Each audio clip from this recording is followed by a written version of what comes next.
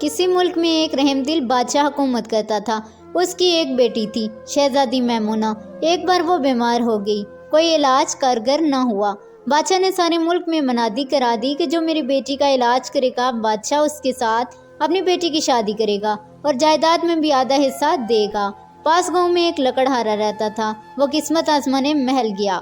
اس لکڑہارے کو جو کچھ جڑی بوٹیوں کا علم تھا، اس نے بادشاہ سے کہا کہ وہ شہزادی کا علاج کرے گا، مگر اس کے بدلے اسے بادشاہ کی جائیداد نہیں چاہیے۔ وہ صرف شہزادی سے شادی کرنا چاہتا ہے۔ وہ شہزادی کو اپنے ساتھ اپنی جھونپڑی میں ہی رکھے گا۔ بادشاہ مجبور تھا، اس نے شرط مان لی۔ چنانچہ 2 دن کے علاج کے بعد شہزادی ٹھیک ہو گئی۔ لکڑہارے نے بادشاہ کو اپنا وعدہ یاد دلایا۔ بادشاہ بہت پریشان ہوا۔ اس نے سوچا کہ میں اپنی بیٹی کی شادی لکڑہارے سے کیسے کرا دوں۔ بادشاہ نے سوچا اس لکڑہارے کو کسی ایسی جگہ بھیجوا دیتا ہوں جہاں سے یہ کبھی واپس نہ آ سکے۔ وہ روز لکڑہارے کو کسی بہانے دور دراز بھیجتا، لیکن لکڑہارا اتنا پھرتیلا تھا کہ شام تک واپس لوٹ آتا۔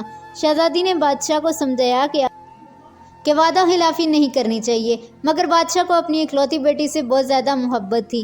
وہ نہیں چاہتا تھا کہ اس کی بیٹی تکلیفیں برداشت کرے۔ بادشاہ بہت پریشان تھا۔ پھر اسے ایک ترکیب سوجی۔ اس نے لکڑہارے سے کہا کہ جاؤ سمندر کی تہہ میں جو ہیرے ہوتے ہیں وہ لے کر آؤ۔ لکڑہارا گیا تو بادشاہ نے شہزادی کا ایک فرضی جنازہ جو ہے وہ تیار کروایا، تاکہ لکڑہارے کو یہ لگے یا یہ کہہ کر ٹال دے کہ شہزادی مر گئی ہے، اور لکڑہارا مایوس ہو کر یہ ملک ہی چھوڑ دے۔ لکڑہارا پانی میں تیرنا بھی جانتا تھا۔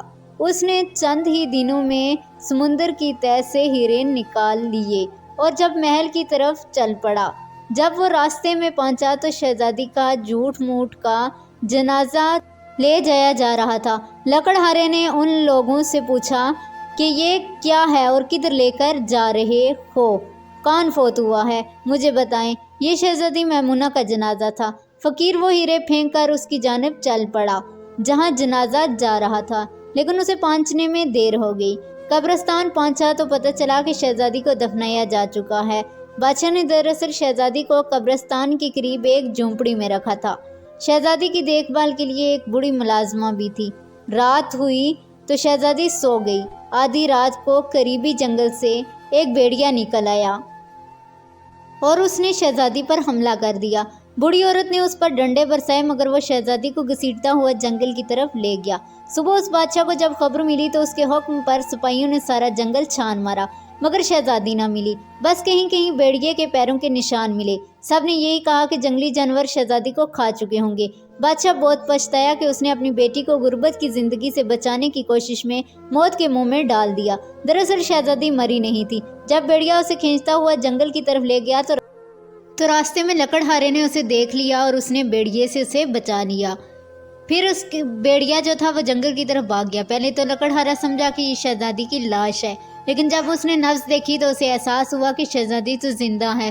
وہ شہزادی کو اپنی جھونپڑی میں لے آیا اور اس کا علاج کیا۔ شہزادی 1 دن تک بے ہوش رہی۔ جیسے ہی اسے ہوش آیا تو اس کے بعد لکڑہارا اسے محل لے کر آیا۔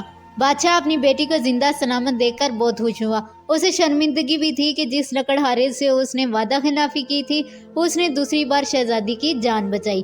اس نے لکڑہارے سے اپنی غلطی کی معافی مانگی اور کہا، میں تو سمجھتا تھا کہ میری بیٹی کو اس محل میں ہی خوشیاں مل سکتی ہیں، لیکن تم اپنی جھونپڑی میں اس کی جان بچا کر یہ ثابت کر دیا کہ خوشیاں کبھی دولت سے نہیں خریدی جا سکتی۔ بادشاہ نے شہزادی کی شادی لکڑہارے سے کر دی اور شہزادی کی خواہش پر اپنی جائیداد کا آدھا حصہ بھی غریبوں میں تقسیم کر دیا۔